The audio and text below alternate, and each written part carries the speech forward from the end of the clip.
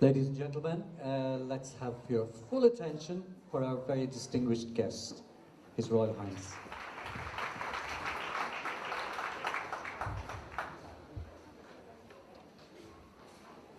Thank you very much, and I presume, not just for the purpose of this evening, that we're all Africans. Yes. We are all Africans. We are one. For the benefit of this address,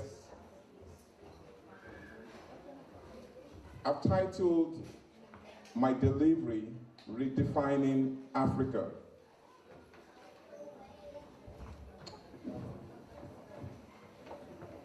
Distinguished ladies and gentlemen, I feel highly honored to have been invited to speak at an event such as this because of the historical nature making content, and it is with humility and every sense of responsibility that I deliver this address on an evening such as this to celebrate Africa. For many here, and myself, this evening is truly not a day of too many words, but one of celebration, as the theme says.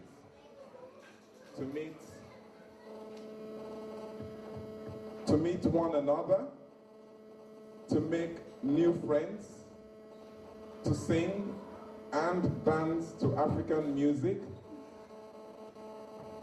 listen to and enjoy the sweet melody created by a mix of the different African dialects, all languages, when spoken by different people at the same time. Have a taste and a feel of what the cuisine across Africa is all about. To explore the oratory prowess and have an understanding of the deep insight African poems and praise singing offer across different cultures. And if not for the weather, I'm sure we would have seen an array and display of the elegant, colorful, seemingly complicated, but in truth, simple and classy African fashion, always adorned by our beautiful African ladies. I would always describe our ladies as the jewels of Africa. Apart from the God-given beautiful nature of Africa, we are blessed and endowed with the most beautiful, strong, intelligent, and resourceful women in the world. And I say this with every sense of pride and gratitude.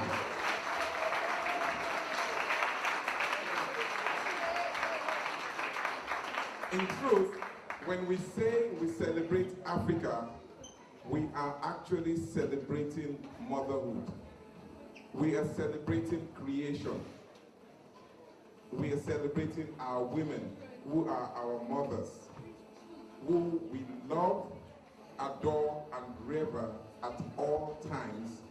We revere them as deities, who we say they have our backs covered at all times.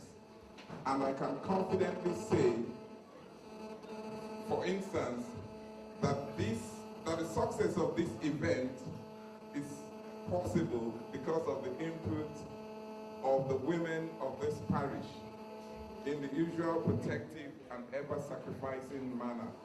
I greet and congratulate you all. You are always cherished and appreciated, and with this understanding, we know that we are at the beginning of knowing who Africa is and who Africans are to redefine Africa.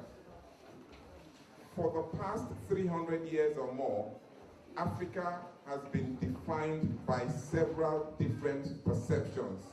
Others have and not by those she has of herself. One of the greatest challenges of Africa is how to properly craft out an identity and define herself in the context of the contemporary and modern world we have found ourselves in today. Just last week, I heard my 8-year-old son make a statement while joking and playing with his mates. He said, "Don't dwell too much on the past so that you don't miss the future." That was so profound when related to defining Africa. With the advent of technology and information at our fingertips, by the second, our young ones are getting more confused, trying to understand who they are, where they're from, and where they should be heading to. This generation would have failed the coming generation if this issue is not taken very seriously and addressed with priority and the urgency it demands. The question now is, how do we define Africa? Is it based on the context of reality, mythology, fables, or folklore that can be described as someone's wild imagination, or perhaps for entertainment purposes, like believing that the stories of Harry Potter or the likes of Alice in Wonderland truly existed? For me, I would love to define Africa in the context of reality, which is sustainable and provable, through understanding where creation by God has placed us. God is true and real, and Africa is the origin of humanity. But today, the state of Africa, or where we have found ourselves, denies us that position or history of origin. When I spoke about the origin of Africa at the beginning of the year, a dear friend, who is also an architect, Dr. Tony Alabi, wrote to me from Lagos. He wrote, and I quote, "From the building marvels made of stone in Zimbabwe to the Ethiopian rock monasteries, and from the Egyptian pyramids to the great spans of timber roof in Kano, as it was in Ghana, where gold was poured like water, so it was in Benin, where brass was molded into great intricate sculptures. The memorable trans-Sahara trade routes, the greatness of Timbuktu, Bangara, Agadez, and many ancient cities across the continent, reminiscent of our prowess and greatness, with great libraries as centers of culture, newness and repository of knowledge.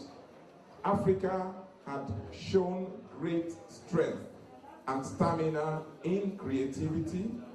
Beholding these relics, as one travels across the continent, it is evident that before Islamization and the Christian religion as we have it today, Africa ran the forge that influenced the world, ruling Europe for over 700 years and bringing the Spaniards and Europeans from barbaric cultures into modern human civilization, with universities in Spain and reaching out to cultures of Asia, India, and the Americas with our intricate culture.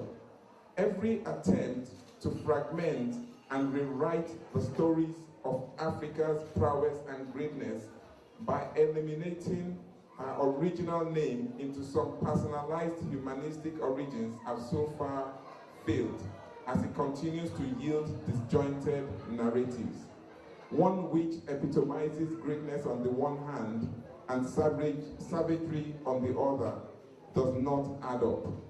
Beyond this failure in duality of the African narrative is the systemic failure which is evident in the dreams of the people in modern Africa. It is to this the question is asked: is Africa still a continent of visionaries or mere individuals who want to label their efforts with grandiose intentions from the relics of our past greatness? Yes, That was Africa, created by Africans. But in today's Africa, do we then define Africa by the several and different forms of disunity and challenges?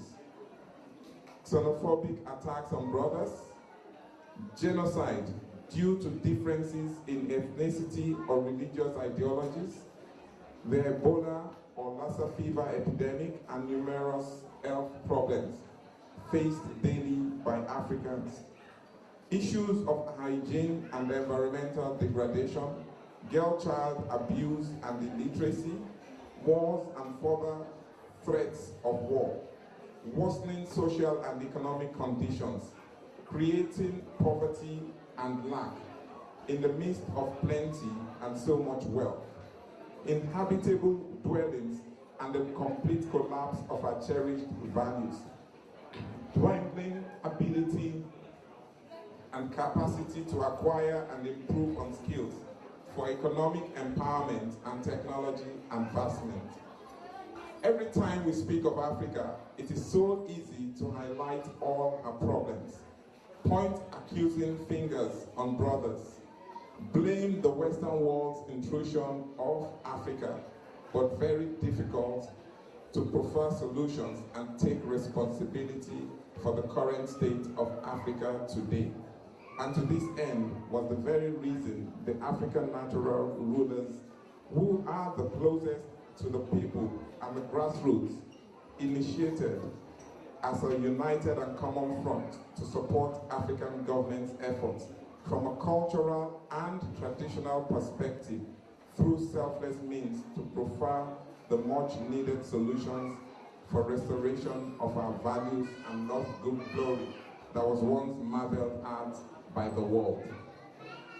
The main objective of ANR initiative is one of redefinition of Africa to address the issues of poverty, conflict, health, education, housing, and the environment to achieve sustainable primary socioeconomic development through self-help, particularly in the rural areas.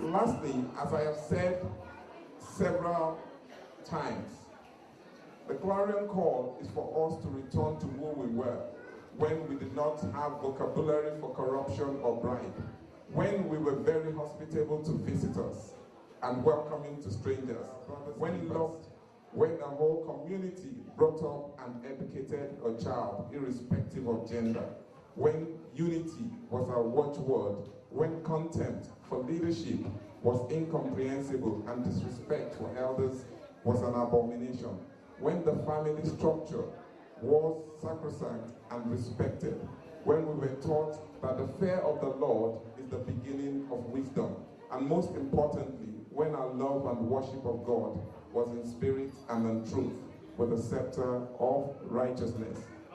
This should form the blocks to a new Africa, a united continent of our dreams, not fragmented by selfish and meaningless sentiments, but one we can proudly hand over to our children and generations unborn. A continent that can generate our own collective will and not subservient to anyone, just like our forebears did for us, because Africa is the leading light and the jewel of the world. Let us bring that light to bear, and I am sure through it, the world will be a better place for all. Thank you.